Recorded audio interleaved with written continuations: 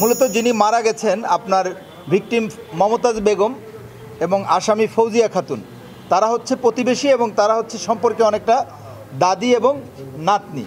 এই নাতনি মাঝে মাঝে তার বাসায় আসতেন। নাতনিরও অনেক ইতিহাস আছে, তারও ব্রোকেন ফ্যামিলি, তারাও ধনাঢ্য পরিবার, কিন্তু সে যার সাথে বিয়ে করেছে সে হচ্ছে পেশায় একজন ইলেকট্রিশিয়ান। এইটা তার পরিবার মেনে নিতে পারে নাই। তো সে যখন আসতো তাকে প্রায় খোঁটা দিত। তা দাদি এরকম বিকেলবেলা যখন আসছে, দাদি তাকে তার স্বামীকে নিয়ে খোঁটা দিচ্ছে। তাই খোঁটা দেওয়ার ফলে সেও ক্ষিপ্ত হয়েছে। সেও তার দাদিকে খুব ভালোবাসতো আর তার স্বামীকেও খুবই ভালোবাসতো।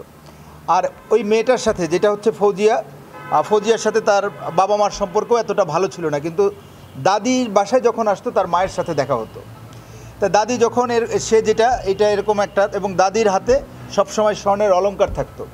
মূলত এই অলংকারের লোভও তার মধ্যে ছিল। সে যখন আসতো বাসায় মাঝে মাঝে ছোটোখাটো চুরিও করতো। এই জন্য তার দাদি তাকে তার বাসায় আসতে নিষেধ করেছে।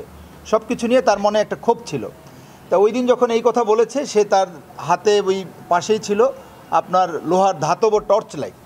এই টর্চ লাইট দিয়ে সে তার দাদিকে আঘাত করে নাকে, এবং তার দাদি যখন পড়ে যায় তখন সে ক্রমাগত বেশ কতগুলি আঘাত করে, এবং বেশ কতগুলি আঘাত করার পর তার দাদি যখন গোঙাচ্ছিল, সে তার হাতের এই চুড়ি, তারপরে হচ্ছে আমাদের কানের দুল, গলার চেইন সহ এগুলি সে নিয়ে আসে।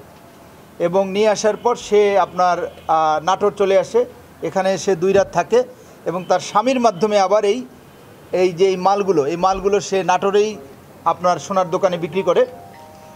এবং বিক্রি করার পর আমরা সেটা নিয়ে গভীর তদন্ত শুরু করি, এবং আমাদের এডিশনাল এসপি নেলি, তারপরে এডিশনাল এসপি বড়ইগ্রাম সার্কেল, ওসি বড়ইগ্রাম, তারা চেষ্টা করে, আমাদের ডিবিও এটার সাথে লেগে থাকে।